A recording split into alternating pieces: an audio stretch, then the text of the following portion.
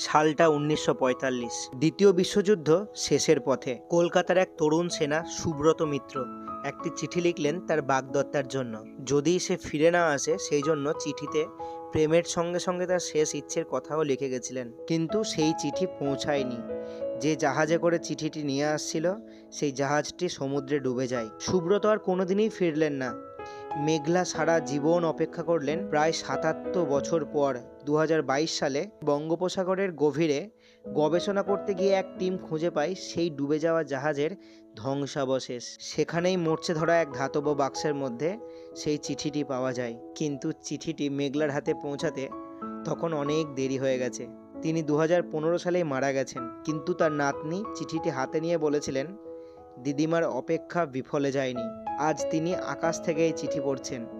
কখনো কখনো চিঠিও তার ঠিকানায় পৌঁছাতে সময় নেয় এক জীবনকাল।